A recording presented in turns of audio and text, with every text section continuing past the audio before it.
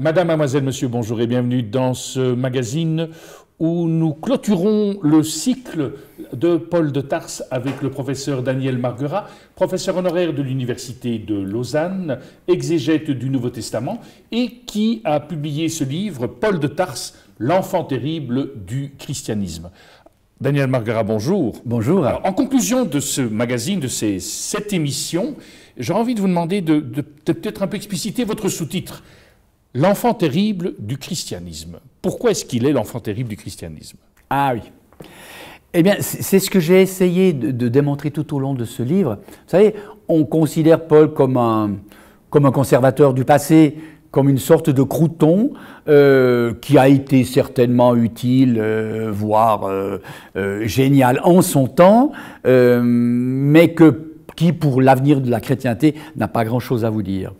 Et donc, non. Moi, ce que je prétends, c'est que Paul, c'est notre avenir. Paul, c'est notre avenir, c'est lui qui nous trace un chemin et c'est lui qui est devant nous. Alors, je vais le montrer sur différents points.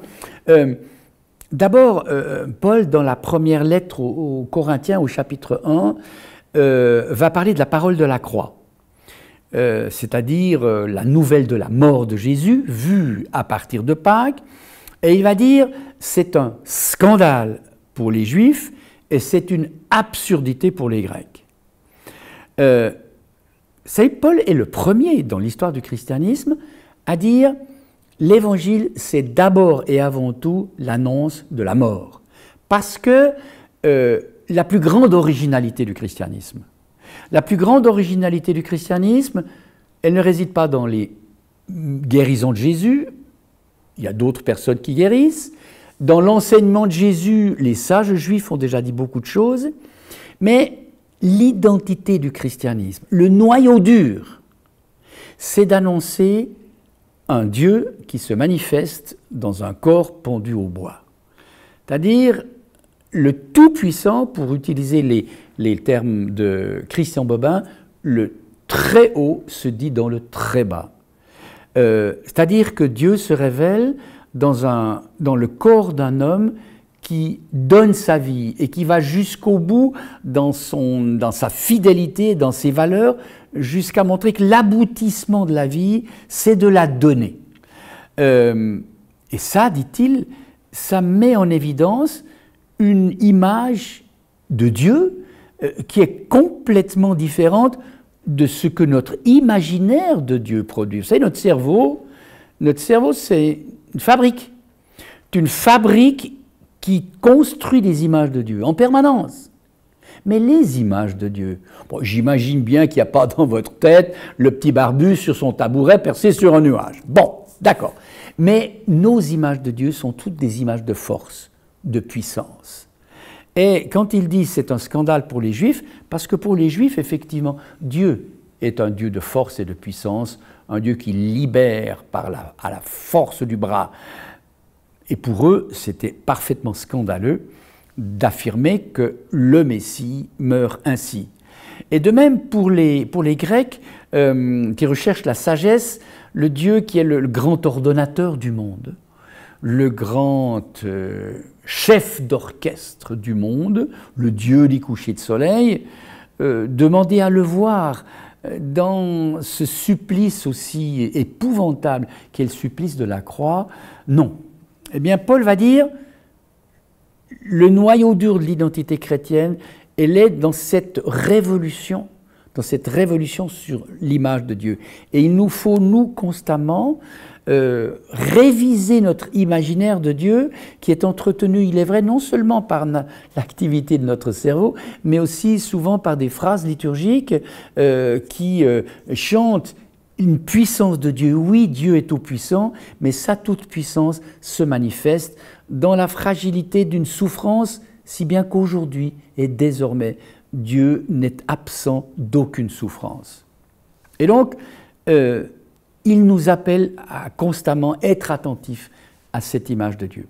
Et puis, Paul est celui qui, dans les communautés, dans les églises de maison, accorde aux hommes et aux femmes une dignité égale, des droits égaux, une valeur égale, de telle manière d'ailleurs que dans les communautés fondées par Paul, les femmes exercent des fonctions que nous dirions aujourd'hui ministérielles. Alors, dans une large part de la chrétienté aujourd'hui, les femmes n'ont pas accès à certains ministères ou même à la totalité des ministères.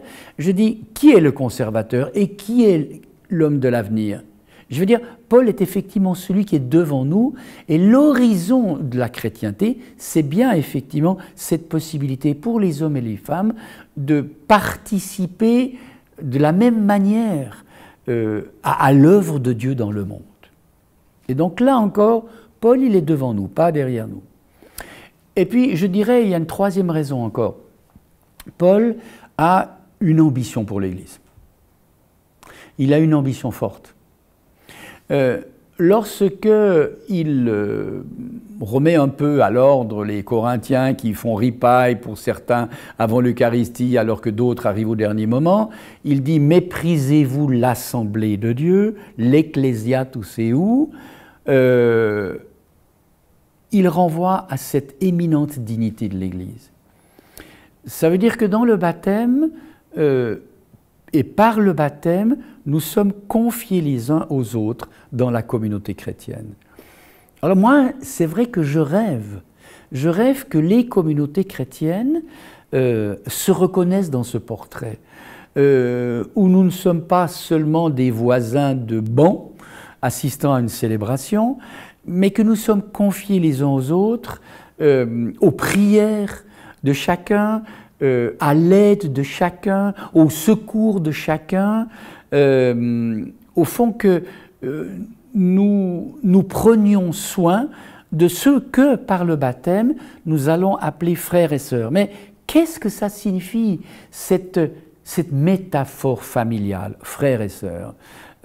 Il faut qu'elle soit validée, il faut qu'elle soit remplie d'un contenu, il faut qu'elle soit concrétisée. Et Paul est celui qui dit, mais une communauté, c'est une micro-société.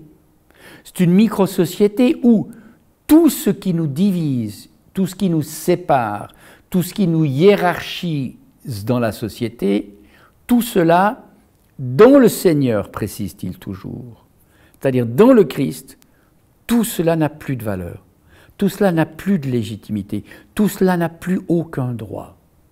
Alors je rêve, oui, à ces paroisses, à ces communautés, micro-sociétés, où l'on se reconnaît enfin d'une valeur égale, bénéficiaires les uns et les autres, d'une générosité divine, un Dieu qui, lui, ne fait pas de différence, ne fait pas exception de personne, comme dit l'auteur des Actes des Apôtres, mais qui accueille chacun dans la grande fraternité autour du Christ. Et sachez-le, dans les trois monothéismes, le christianisme est le seul qui annonce, qui affiche l'égalité de valeur de chacun et de chacune dans la communauté croyante.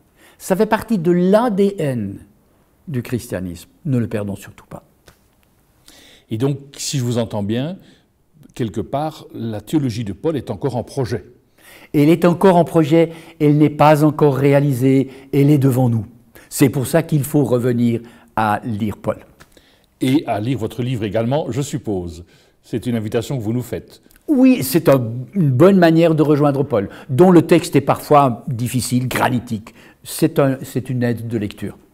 Je rappelle donc le titre, Paul de Tarse, l'enfant terrible du christianisme, paru aux éditions du Seuil. Daniel Marguera, merci une fois encore d'avoir pris de votre temps pour nous expliquer. C'est le fruit de toutes ces années de recherche, parce que ce n'est pas évidemment ce n'est pas quelques minutes, ce sont des années de recherche qui sont condensées ici. 25 ans de recherche. 25 ans de recherche dans ce livre. En tout cas, merci d'avoir pris le temps de passer par nos studios pour nous présenter votre travail. Et peut-être à bientôt. Merci à vous. Nous arrivons au terme de ce magazine, au terme de cette émission. J'espère que vous aurez vous aussi envie de pouvoir découvrir de manière plus ample encore Paul de Tarse, au nom de toute l'équipe qui a préparé ces différentes émissions. Il ne me reste qu'à vous souhaiter une excellente journée et je vous dis d'ores et déjà à très bientôt.